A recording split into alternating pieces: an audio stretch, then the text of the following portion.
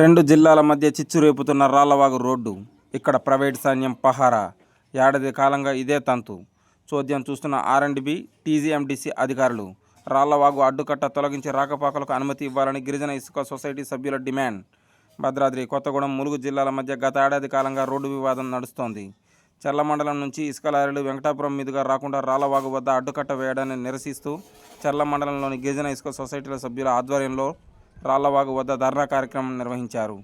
ఏడాది కాలంగా ఈ వివాదం నడుస్తోంది. అయినా ఆర్ఎండ్బి శాఖ అధికారులు నిమ్మకు నీరెత్తినట్లు వ్యవహరిస్తున్నారని ఆరోపించారు. కేవలం వెంకటాపురం మండలంలో ఉన్న ఇసుక రీచ్ గిరిజనేతరుల వల్లే ఈ వివాదం జరుగుతుందని విమర్శించారు. ప్రభుత్వానికి ఆదాయ వనరుగా ఉన్న ఇసుక రీచులు గిరిజనుల ఆర్థిక అభివృద్ధికి పాటుపడుతున్న సమయంలో లారీల రాకపోకలకు అంతరాయం ఏర్పడిందన్నారు. చర్ల నుండి వెంకటాపురం మీదుగా జాతీయ రహదారికి కేవలం 65 కిలోమీటర్ల దూరంలో ఉంటే చుట్టూ తిరిగి ఇల్లంద మీదుగా పోవడంతో 165 కిలోమీటర్ల దూరం పోవాల్సి వస్తుందని లారీ డ్రైవర్లు వాపోతున్నారు. ఈ విషయంపై రెండు జిల్లాల కలెక్టర్లు, ఎస్పీలు జోక్యం చేసుకుని రాళ్లవాగు మీదుగా చర్ల నుండి ఇసుక లారీలకు అనుమతి ఇవ్వాలని డిమాండ్ చేస్తున్నారు. రాళ్లవాగు బ్రిడ్జి వద్ద ప్రైవేట్ సైన్యం పహారా ఉంటుందని తెలిపారు. వీరికి జీతభత్యాలు ఎవరు చెల్లిస్తున్నారో బహిరంగపరచాలని కోరారు.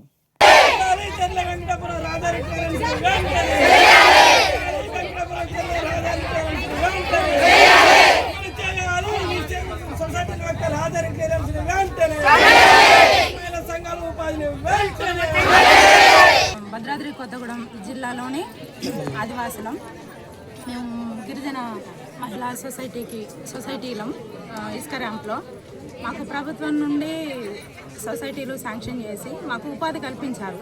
ఇప్పుడు ఆ ఉపాధిని గవర్నమెంటే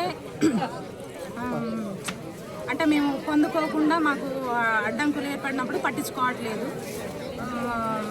మాకు చర్ల నుండి వెంకటాపురం వెళ్ళేటటువంటి రోడ్డు రహదారి ఏదైతే ఉందో అది కొంచెం ప్రాబ్లం ఉంది. మేము సైడ్ డైవర్షన్ తీసుకొని వెళ్తున్నాం. వాళ్ళు ఇప్పుడేమో దానికి వాళ్ళు అధికారులు కానీ పక్కన గ్రామస్తులు కానీ అభ్యంతరం తెలియజేయడంతో మాకు ఇబ్బంది అవుతుంది. దయచేసి మా సొసైటీల వల్ల ప్రభుత్వం ఆదాయం పొందుతుంది, కానీ మాకు అధికారులు సహకరించకపోవడం, ప్రభుత్వం సహకరించకపోవడం వల్ల మేము మాకున్నటువంటి ఉపాధిని మేము కోల్పోవాల్సి వస్తుంది. దయచేసి మాకు గిరిజన మహిళలకు ఉపాధి కల్పించాల్సింది.